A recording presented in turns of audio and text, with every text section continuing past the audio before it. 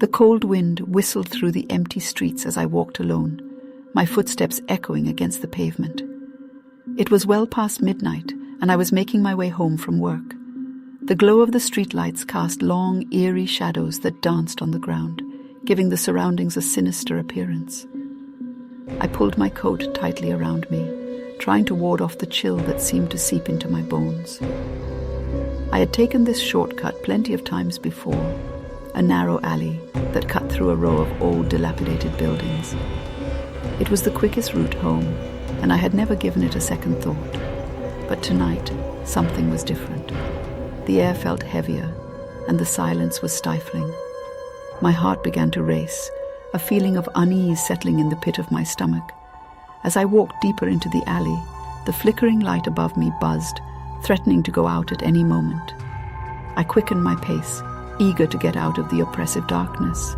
That's when I heard it, a faint, distant whisper that seemed to echo off the walls. I stopped in my tracks, straining my ears to catch the words. It was almost like a chant, a haunting melody that sent shivers down my spine. "Who's there?"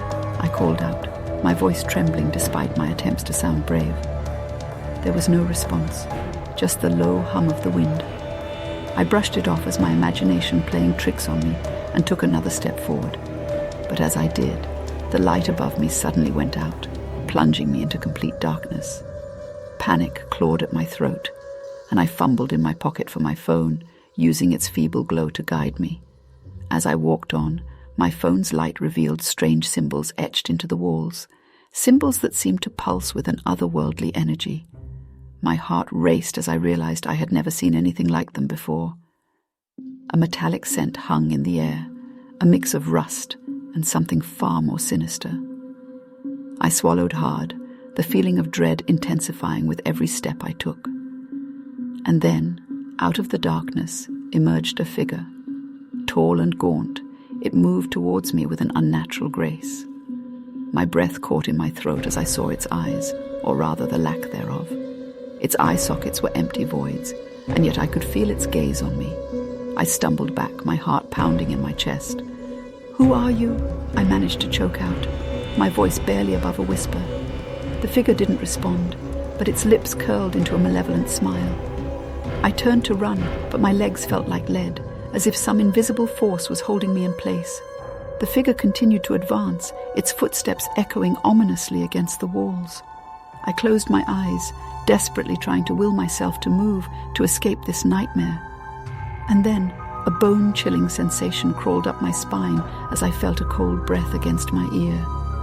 I froze, my entire body tense with fear. The whispering had returned, only this time it was right beside me, a cacophony of voices speaking in hushed, disjointed tones. "Join us," the voices hissed, their words sending a shockwave of terror through me. "Become one with the darkness." With a surge of adrenaline, I tore myself away from the invisible grip, stumbling and running blindly through the alley. The symbols on the walls seemed to twist and writhe, the air growing thick with an oppressive energy. I could feel something chasing me, a presence that was both close and far away, a feeling that I couldn't shake no matter how hard I tried. I burst out of the alley, my breath coming in ragged gasps as I stumbled onto the main road. The streetlights here seemed brighter, more comforting, and I collapsed onto my knees, relief flooding over me. But just as I thought I was safe, a cold, skeletal hand closed around my ankle.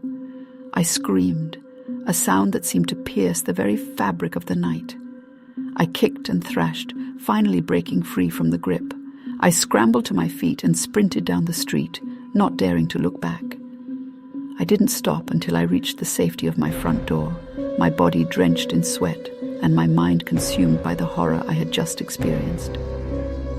In the days that followed, I tried to convince myself that it had all been a hallucination, a result of exhaustion and the darkness playing tricks on my mind. But deep down, I knew what I had seen and felt was all too real.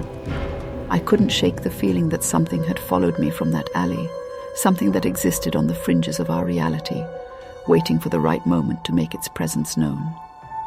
And now, whenever night falls, I can't help but glance over my shoulder, haunted by the memory of that bone-chilling night and the whispering darkness that still lingers in the corners of my mind.